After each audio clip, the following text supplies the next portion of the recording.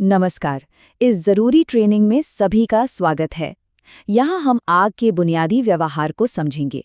देखिए, एक fire fighter के तौर पर ये जानकारी हमारी सुरक्षा और कामयाबी के लिए सबसे जरूरी है। तो आज हम 5 खास हिस्सों में आग को समझने वाले हैं।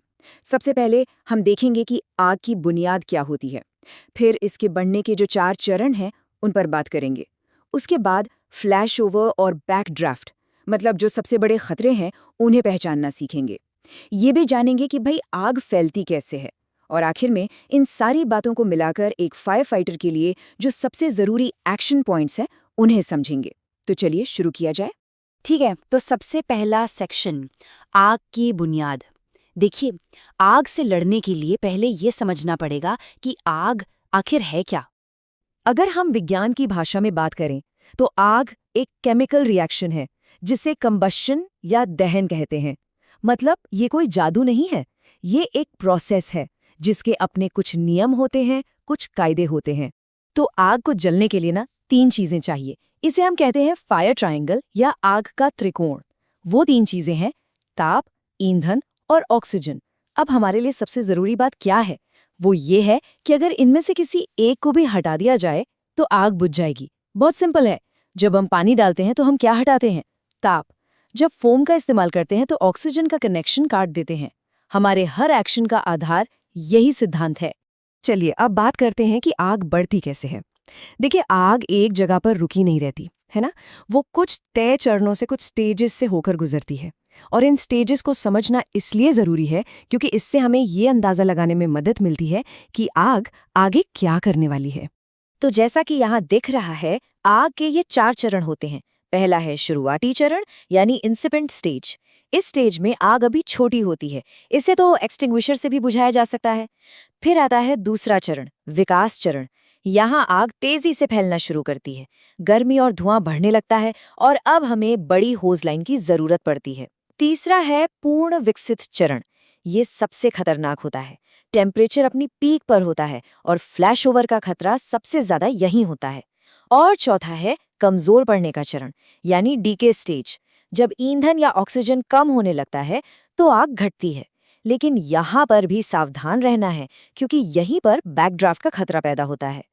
अब आते हैं उन 2 सबसे बड़े खतरों पर जिनका सामना एक फायर फाइटर को करना पड़ता है। एक बात समझ लीजिए, इनके संकेतों को पहचानना जिंदगी और मौत का सवाल हो सकता है। पहला खतरा है फ्लैश ओवर। ये क्या है? ये वो हालत है जब किसी बंद जगह जैसे कमरे में तापमान इतना ज्यादा बढ़ जाए कि वहां मौजूद हर जलने वाली चीज एक साथ अचानक जल उठती है। यकीन मानिए, फायर फाइटर्स के लिए ये सबसे खतरनाक सिचुएशंस में से एक है। दूसरा बड़ा खतरा है बैकड्राफ्ट। ये एक तरह का धमाका है, एक पावरफुल एक्सप्लोजन। ये तब होता है जब आग ऑक्सीजन की कमी से अंदर ही अंदर सुलग रही हो और उसे अचानक से ढेर सारी हवा मिल जाए। ऐसा कब होता है? अक्सर तब जब कोई दरवाजा या खिड़की खोल देता है, ऑक्सीजन का एक झोंका अंदर जाता है और बूम, एक धमाका होता है। तो सवाल ये है कि इन दोनों जानलेवा स्थितियों में फर्क कैसे किया जाए। ये स्लाइड सबसे जरूरी संकेत दिखा रही है।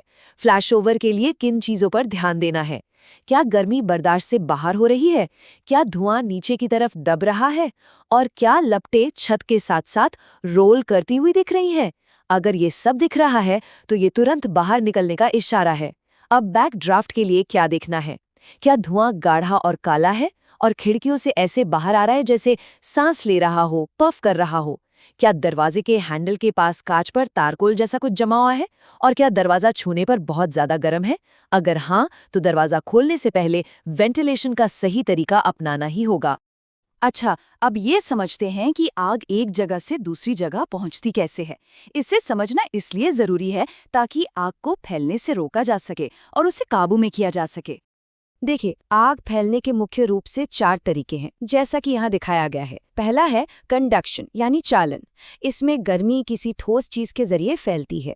जैसे मान लीजिए एक लोहे की बीम एक कमरे से दूसरे कमरे तक जा रही है, तो वो गर्मी को अपने साथ ले जाएगी। दूसरा है कन्वेक्शन, यानी संवहन। इसमें गर्म हवा और धुआं ऊपर उठता है और सीढ़ियों या लिफ्ट शाफ्ट के रास्ते आग को ऊपरी मंजिलों तक पहुंचा देता है। तीसरा है रेडिएशन यानी विकिरण। इसमें गर्मी लहरों की तरह फैलती है बिना किसी चीज को छुए, जैसे सूरज की गर्मी हम तक पहुंचती है। ये इतनी तेज हो सकती है कि पास वाली बिल्डिंग में भी आग लगा दे। और चौथा, सबसे सीधा तरीका, डायरेक्ट फ्लेम कांटेक्ट, मतलब जब आग की लपटें सीधे किसी जलने वाली चीज को छू ले। और अब हम आते हैं अपने आखिरी और सबसे जरूरी हिस्से पर, वो बातें और एक्शन जो हर फायर फाइटर को हमेशा हर हाल में याद रखने चाहिए। तो सबसे जरूरी बातें क्या हैं? हमेशा सीन का साइज अप करना है, हवा किस दिशा में है इस पर गौर करना है, आग बुझाने का सही तरीका चुनना है, फ्लैशओवर और बैकड्राफ्ट के संकेतों को पहचानना है, और सबसे जरूरी, अपने पर्सनल प्रोटेक्टिव इक्विपमेंट यानी पीपीई और बीए सेट का सही से इस्तेमाल करना है। ये नियम हमारी अपनी सुरक्षा के लिए हैं। इस पूरी ट्रेनिंग का जो सार है वो इस एक लाइन में छिपा है। आग को समझना ही उसे कंट्रोल करने की पहली सीढ़ी है। इसे एक दुश्मन की तरह समझिए और अपने दुश्मन को जानना सबसे जरूरी होता है। और आखिर में ये बात हमेशा याद रखनी है, सही समय पर लिया गया सही एक्शन सिर्फ संपत्ति नहीं बल्कि अनमोल जिंदगियों को भी बचाता है।